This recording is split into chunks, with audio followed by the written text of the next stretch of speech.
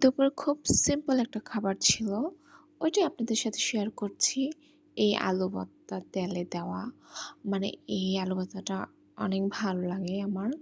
তাই ভাবিকে বললাম যে, "আলু ভর্তা বানালে তেলে দিয়ে বাগার দিও, মজা লাগে।"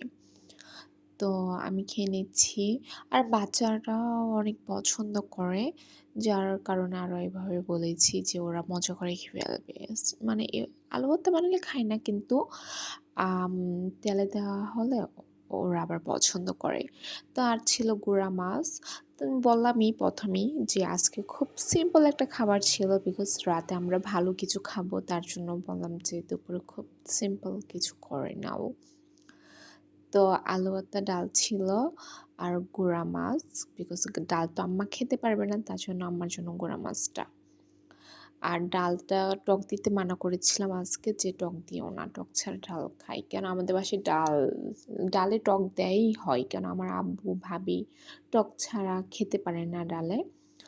তো আমি খেয়ে নিয়েছি। খুব মজা লাগছিল এই সিম্পল খাবারটা। এই তো রাতে এই খাবারটা খাবো তার জন্য দুপুরে তো সিম্পল খেয়েছি। কি আর বলবো? আমার তো দেখে আবারই খেতে ইচ্ছে করছে। আমার মুখে পানি চলে আসছে যে এটা ছিল মাংস আ কোরবানির ঈদে। তো এটা রান্না করে আম্মা ফ্রিজে রেখে দেয়। আমরা পরে আবার যখন ইচ্ছে করে তখন খাই।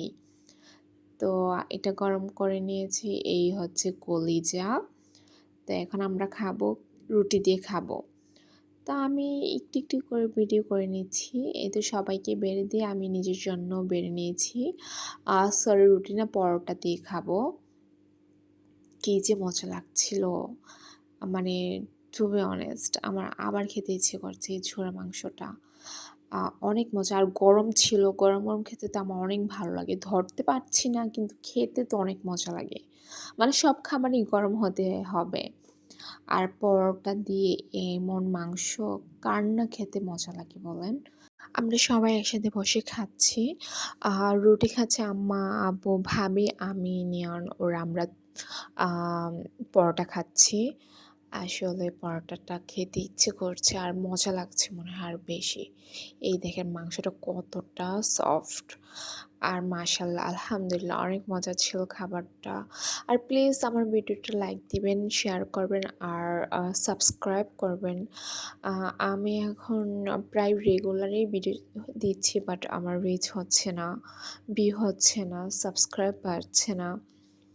আম আশা করি আমার ভিডিওটা ভালো লাগবে আর প্লিজ আমার চ্যানেলটাকে সাবস্ক্রাইব করবেন। প্রায় খাওয়া শেষ। সবাই খাচ্ছে আর বড় মেয়ে মাত্র খেতে বসছে। আমাদের খাওয়া শেষ আর ও